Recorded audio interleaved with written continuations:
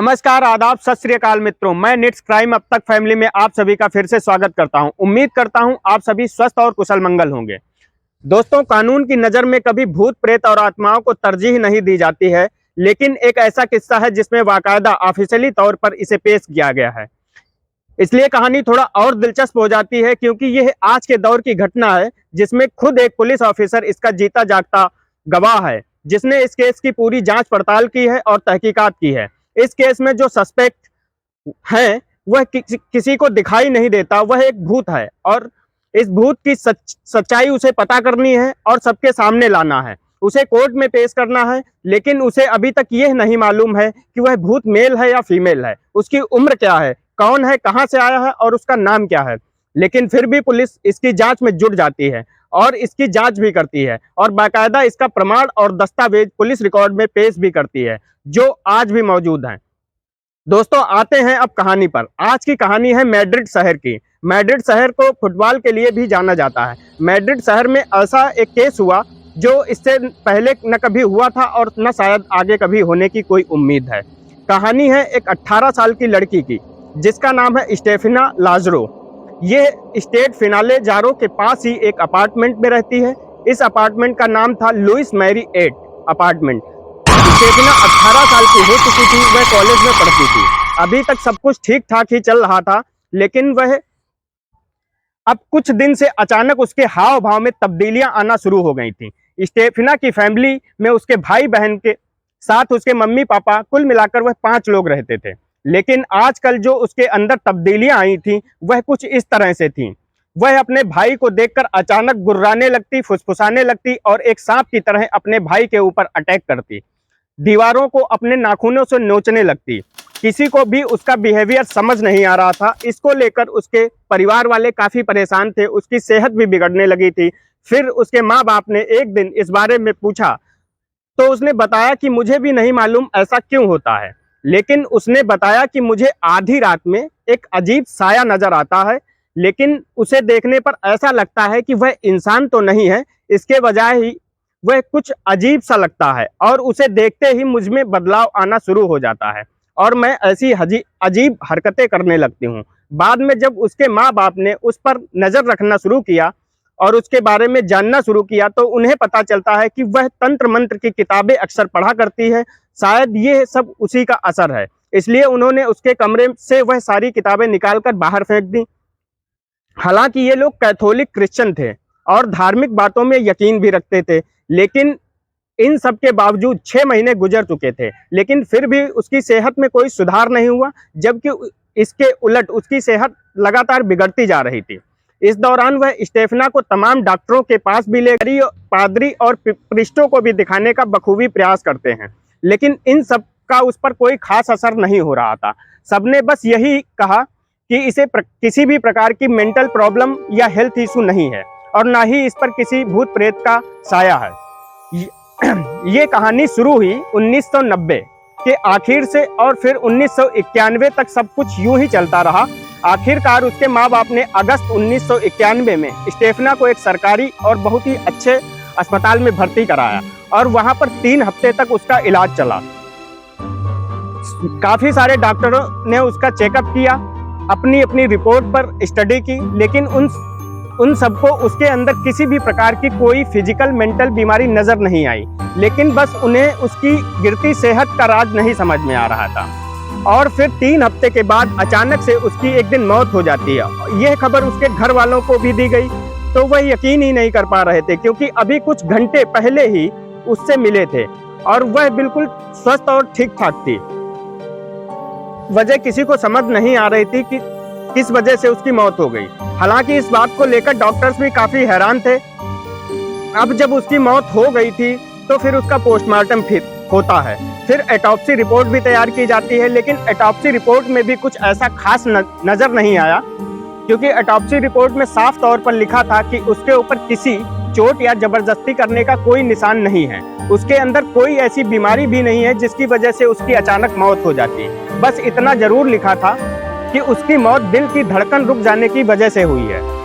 हालांकि उस दौर में हार्ट अटैक से मौत होना आम बात नहीं थी, इसलिए डॉक्टर्स को भी बहुत अजीब लग रहा था।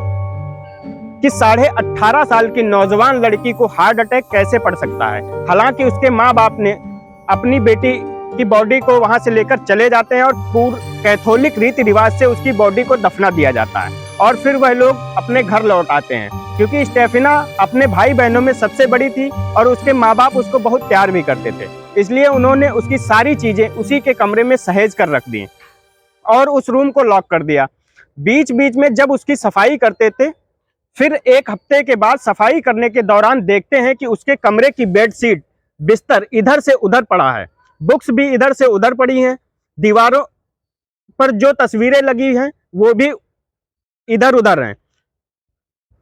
कुल मिलाकर कहने का मतलब ये है कि पूरा रूम अस्त व्यस्त हो गया था, वैसा नहीं मिला जैसा उन्होंने कर रखा था, उसमें बहुत सारी तब्दीलियां मिलती हैं। यह देखकर उन्हें बहुत अजीब लगता है, डर भी जाते हैं।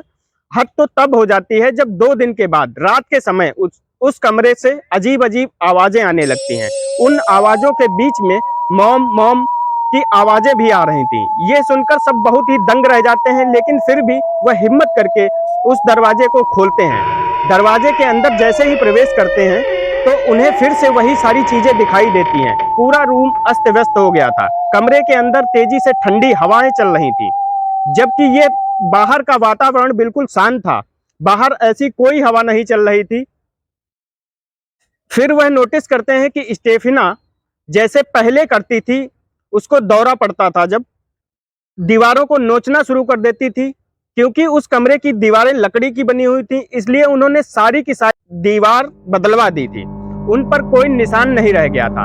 और फिर वही निशान अब जब वह देखते हैं तो उन्हें बहुत ही अजीब महसूस होता है, वह दहशत में आ जाते हैं। हालांकि उनको ये भी शक हो रहा था कि ये शायद ये सब उनके पड़ोसी उन्हें डराने के लिए तो नहीं कर रहे हैं। और जब उन्होंने पड़ोसियों पर नजर बनाई तो उन्हें लगा कि उनके पड़ोसी ऐसा कुछ नहीं कर रहे हैं। और फिर उन्होंने कमरे के दरवाजे, खिड़कियों को हर जगह से बाकायदा नट बोल्ट लगाकर टाइट करवा दिया। लेकिन फिर अगली रात उस कमरे से वही अजीब आवाजें और तेज हवा चलनी शुरू हो जाती है और दरवाजे पर लगे नट बोल्ट कहीं टूटकर दूर गिरते हैं। ये मंजर देखकर वह बहुत ही परेशान हो जाते हैं और दहशत में भी आ जाते हैं।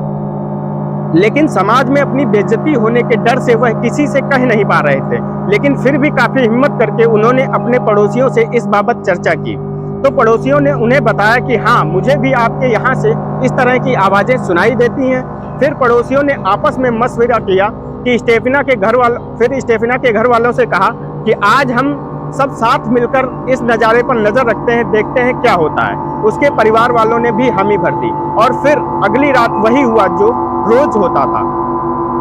सभी साथ मिलकर ये सारी चीजें देख रहे थे। हालांकि इससे कोई फायदा तो नहीं हुआ, बस इतना फायदा जरूर हुआ कि अब इस घटनाक्रम के पड़ोसी भी गवाह बन चुके। हालांकि यह सिलसिला यूं ही चलता रहा। इसी दौरान स्टेफिना के कॉलेज की एक टीचर उसके घर पहुंचती हैं। हालांकि अब स्टेफिना की मौत को 15 दिन गुजर चुके थे और फिर उसकी टीचर जो बताती हैं वह भी काफी हैरान करने वाला था। उन्होंने बताया कि इस स्टेफिना की एक दोस्त थी, उसका एक बॉयफ्रेंड था, एक बाइक एक्सीडेंट में उसकी मौत हो गई थी। इस बात को स्टेफिना की दोस्त बहुत ही सदमे में चली गई थी। स्टेफिना अपनी उस दोस्त के बहुत ही करीब थी। इसके कुछ दिन बाद जब कॉलेज के पीछे वह किसी काम से गई तो मैंने देखा कि वहां पर 4 लड़की हैं, जिनमें से एक स्टेफिना है और उसकी दोस्त, और इनके अलावा 2 और लड़कियां थी। तो मैंने देखा कि इन चारों लड़कियों ने एक लकड़ी का बोर्ड रखा था और उसके ऊपर एक कांच का ग्लास उल्टा रखा हुआ था और ये चारों उस बोर्ड के चारों तरफ खड़ी थी और ये चारों एक एक कर उस कांच के गिलास पर अपनी उंगलियां टच कर रही थी। लेकिन स्टेफिना ने जैसे ही उस कांच के गिलास पर अपनी उंगली टच की तो वह ग्लास हवा में तैरने लगा और ये सब देखकर मैं काफी डर गई थी, बस चुपचाप देख रही थी और कि ये हो क्या रहा है। लेकिन फिर बाद में मुझसे जब रहा नहीं गया तब मैंने उन सबको डांटा कि तुम सब यहाँ क्या कर रही हो। फिर उस बोर्ड को 2 हिस्सों में तोड़ दिया, लेकिन मैंने देखा कि ग्लास तब भी हवा में तैर रहा था और ये मेरे लिए बहुत ही अजीब था। मुझे समझ नहीं आ रहा था कि आखिर ये कैसे हो रहा है। फिर मैंने उन चारों से बात की तो स्टेफिना ने बताया उसे तंत्र मंत्र की किताबें पढ़ना और भूतों से बात करना बहुत अच्छा लगता है। इस बारे में उसने बताया कि जो मर चुके हैं उनसे बात करना मुमकिन है, उनसे मैं बात कर सकती हूँ और आज हम यहाँ अपनी दोस्त के बॉयफ्रेंड से बात करने की कोशिश कर रहे हैं। और कुल मिलाकर अब हम 5 लोग वहां पर हो गए थे और मैंने देखा अचानक से वहां पर एक धुएं का सफेद गुब्बार जैसा आता है और वह सीधा स्टेफिना की नाक में घुस जाता है और फिर गायब हो जाता है। ये सब देखकर मैं बहुत ही घबरा गई थी और फिर मैंने उन्हें डांटा कि आज के बाद तुम लोग इधर नहीं आओगे। और ये आज से लगभग 6 से 7 महीने पहले की बात है। तभी से स्टेफिना की तबीयत भी खराब हुई थी। मैंने आपसे इस बारे में कई बार बात करने की सोची, लेकिन फिर मुझे लगा पता नहीं आप लोग क्या सोचेंगे, इस बात को लेकर यकीन करेंगे भी या नहीं करेंगे। लेकिन आज मुझे लगा कि ये आपको बता देना चाहिए। आप अब घर वाले भी उसकी बात सुनकर सदमे में आ गए थे। खैर टीचर सारी बातें बताकर चली गई, लेकिन आज की रात फिर से वही घटनाक्रम शुरू हुआ। लेकिन आज एक नई चीज उनके साथ घटी, वह थी उस कमरे में स्टेफना की तस्वीर लगी। वह नीचे गिरी हुई थी तो उसकी माँ ने उसकी फोटो फ्रेम को उठाया, फिर उसे देखते ही अचानक से उसे फेंक दिया। यह देखकर उसके पिता को बहुत अजीब सा लगा, तो वह फोटो फ्रेम को दोबारा से उठाते हैं और तस्वीर की तरफ निहारने लगते हैं। और फिर जो उन्हें दिखता है वह मंजर काफी भयावह था। वह देखते हैं कि फ्रेम के अंदर तस्वीर में स्टेफिना का चेहरा एकदम से जलने लगा, बाकी तस्वीर जस की तस थी। यह देखकर उनका बहुत ही बुरा हाल हो जाता है और वह तस्वीर को तुरंत ही वापस फेंक देते हैं। वह दोनों उस कमरे से वापस भाग खड़े होते हैं। अगले दिन कारपेंटर को बुलाकर उन्होंने उस कमरे को अच्छे से बंद करवा दिया और भारी भरकम चीजें जैसे सोफा वगैरह दरवाजे के सामने लगा दिया, जिससे कि यह दरवाजा न खुल सके। लेकिन फिर अगली रात आती है, फिर वही घटनाक्रम शुरू होता है, पर आज हवाएं इतनी तेज थी कि कुछ ही देर में दरवाजे में लगे नट बोल्ट बाहर निकल जाते हैं और दरवाजे के सामने रखा सोफा हवा में उछलकर कहीं दूर जा गिरता है। यह लोग काफी डर जाते हैं और अब ये लोग तय कर लेते हैं कि अब इस घर को छोड़ देंगे, लेकिन इतनी जल्दी वह कहीं और जा भी नहीं सकते थे और कहीं दूसरा घर ढूंढने की तलाश में लग जाते हैं। लेकिन फिर अगले दिन की रात एक अजीब घटना होती है जो इससे पहले कभी नहीं हुई थी। वह इस प्रकार थी कि रात के 12 बजे सभी सो रहे थे, आवाजें आ रही थी, उन पर वह ध्यान नहीं दे रहे थे। फिर अचानक से स्टेफिना की माँ को ऐसा लगता है कि उनके ऊपर कोई बैठा हुआ है और उनका गला घोटने की कोशिश कर रहा है। वह अपने हाथों से उसे हटाने की कोशिश करती हैं, लेकिन वह ऐसा करने में कामयाब नहीं हो पाती हैं। तब उनके पति को ऐसा लगता है कि शायद वह कुछ परेशान है, तो वह उन्हें हिलाने डुलाने की कोशिश करते हैं। फिर सब कुछ नॉर्मल हो जाता है। फिर उनकी माँ अपने पति को सारी सच्चाई बताती हैं। फिर वो लोग पुलिस को फोन करते हैं, जबकि इससे पहले इतना कुछ हो जाने के बावजूद उन्होंने कभी आज तक पुलिस को फोन नहीं किया था। उस रात उन्होंने 2:40 पर पुलिस को फोन करके बुलाया। फोन करने के 10 मिनट के अंदर ही पुलिस की टीम उनके घर पहुंचती है और उसमें इंस्पेक्टर नेशनल पुलिस के मिस्टर जोस पेड्रो और उनके सहयोगी मिस्टर नेग्री और इसके अलावा 3 लोग और भी थे। वह पहुंचते हैं। घर का माहौल काफी अलग था, वहां काफी परेशान थे सब। फिर पुलिस ने उनसे पूछा कि आप लोगों के अलावा इस घर में कोई और रहता है? वह सब बताते हैं कि हमारे अलावा इस घर में नहीं रहता है। फिर पूरा घटनाक्रम स्टेफिना के माँ बाप उन पुलिस वालों को बताते हैं और देखते हैं कि सारा सामान इधर से उधर अस्त व्यस्त, सारी तस्वीरें इधर से उधर लटकी हुई हैं, कहीं बिस्तर, कहीं चादर, कहीं तकिया और बाकी चीजें भी इधर से उधर बिखरी पड़ी हुई थी। फिर पुलिस वालों को भी कमरे के अंदर बहुत ही तेज ठंड हवा के साथ तेज आंधी सी महसूस होती है और सारी चीजें हवा में तैरने लगती हैं, तो उन्हें लगता है कि शायद आंधी आ गई होगी। वह खिड़की खोलकर बाहर की तरफ देखते हैं तो देखते हैं कि बाहर का माहौल बिल्कुल एकदम शांत है। अब पुलिस वाले भी इस मंजर को देखकर उनकी भी हवा खराब हो जाती है। वह एकदम से डर जाते हैं। वह समझ ही नहीं पा रहे थे कि यहाँ आखिर हो क्या रहा है, आखिर यह जगह है क्या। उन्हें कुछ समझ नहीं आ रहा था। माँ को मारने की कोशिश किसने की? आखिर क्रिमिनल है कौन जो दिख नहीं रहा, जिसे हम सिर्फ महसूस कर पा रहे हैं? उसे पकड़ेंगे कैसे? हालांकि पुलिस वालों को अभी तक कुछ समझ नहीं आ रहा था, इसलिए वह जैसे तैसे स्टेफिना के माँ बाप को समझा बुझाकर वहां से निकल जाते हैं। लेकिन यह बात उनके दिमाग पर लगातार स्ट्राइक कर रही थी, वह इसे भूल नहीं पा रहे थे। अगले दिन सुबह ही वह फिर से इन्वेस्टिगेशन करने के लिए उस घर में आ जाते हैं और फिर सारी कहानी उनसे फिर दोबारा पूछते हैं। स्टेफिना के माँ बाप फिर से उनको पूरी कहानी बताते हैं और साथ में यह भी बताते हैं कि यहाँ पर जो कुछ भी होता है वह सिर्फ रात के वक्त ही होता है, दिन में ऐसा कुछ भी नहीं होता। हालांकि वह आज एक नई बात और बताते हैं। उन्होंने पुलिस वालों को बताया कि स्टेफिना कि जो उससे छोटे भाई बहन हैं वह दोनों एक ही कमरे में सोते हैं और दो अलग अलग बेड पर सोते हैं, लेकिन उसका भाई जिस बेड पर सोता है अगर उसके उलट वह दूसरे बेड पर गलती से भी लेट जाए तो रात में फुटबॉल की तरह हवा में उछल कर वह अपने बेड पर आ जाता है। पुलिस वाले उसकी बात पर यकीन नहीं कर पा रहे थे। वह कहते हैं कि ये क्या मजाक कर रहे हैं आप, ऐसा भी हो सकता है, ये तो पॉसिबल है ही नहीं। लेकिन फिर उसके माँ बाप कहते हैं कि अगर आप देखना चाहते हैं तो चलो मैं आपको दिखाता हूँ। और वह पुलिस वालों के सामने ही ये पूरा घटनाक्रम दोबारा होता है। उनका बेटा इस बेड से उस बेड तक हवा में उछल रहा था, कभी इस बेड पर होता तो कभी उस बेड पर गिरता। फिर अचानक से उस कमरे में लगी जीसस क्राइस्ट की तस्वीर उल्टी हो जाती है और एक अजीब सी डरावनी आवाज़ आनी शुरू हो जाती है। अब पुलिस वालों को उनकी बात पर यकीन हो गया था, उन्हें एहसास हो गया था कि इस घर में कुछ तो अजीब रहा है। पुलिस ने इन सारी चीज़ों की एक डिटेल रिपोर्ट बनाई, उसे ऑफिशियली तौर पर पेश भी किया। बाकायदा ये सारी चीज़ें फिर मीडिया में जाती हैं। फिर अभी पुलिस वालों का इंटरव्यू होता है, मीडिया ट्रायल भी करती है। हालांकि इस केस पर पूरी तरह से अभी तक सॉल्व नहीं हो पाया था, लेकिन जो चीज़ें पुलिस रिपोर्ट में दर्ज की गई वो सारी चीज़ें आपको बताने का मैंने प्रयास किया है, जिसके गवाह खुद पुलिसकर्मी और मैड्रिड शहर के पुलिस चीफ हैं। हालांकि पुलिस ने 20 से 25 दिन तक इस केस की इन्वेस्टिगेशन जारी रखी। हालांकि उन्हें उस इन्वेस्टिगेशन में कोई ऐसा पुख्ता सबूत या सस्पेक्ट नहीं मिल पाया जिसे देखकर ऐसा लगता कि इस घर पर किसी की बुरी नज़र है। वह ये सब करके उस घर को हासिल करना चाहता है या फिर कब्जा करना चाहता है। ऐसी कोई भी सस्पेक्ट पुलिस को वहां से नहीं मिलती है।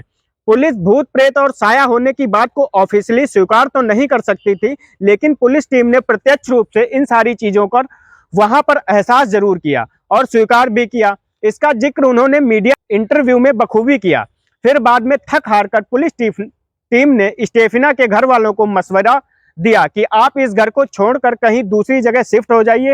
हालांकि स्टेफिना के माँ बाप पहले से ही इस बारे में पूरा विचार बना चुके थे और फिर वह लोग वहां से किसी दूसरी जगह पर जाकर शिफ्ट हो जाते हैं और इस अपार्टमेंट को खाली करके चले जाते हैं। सबसे अजीब तो तब हुआ जब उन्होंने इस घर को खाली करके दूसरी जगह चले गए तो यह घटनाक्रम एकदम से बंद हो गया। वहां पर सारी चीजें एकदम से बंद हो गई।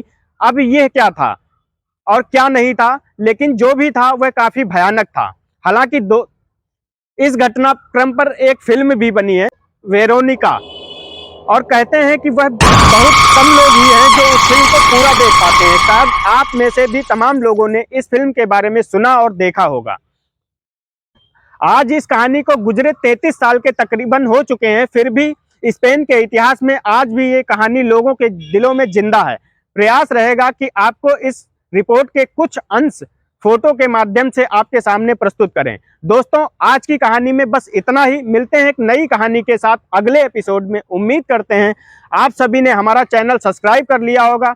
जिन्होंने नहीं किया है वह फटाफट चैनल को सब्सक्राइब करें, लाइक करें, कमेंट करें, ताकि हमारी कहानी आप तक सबसे पहले पहुंच सके। धन्यवाद मित्रों, नमस्कार।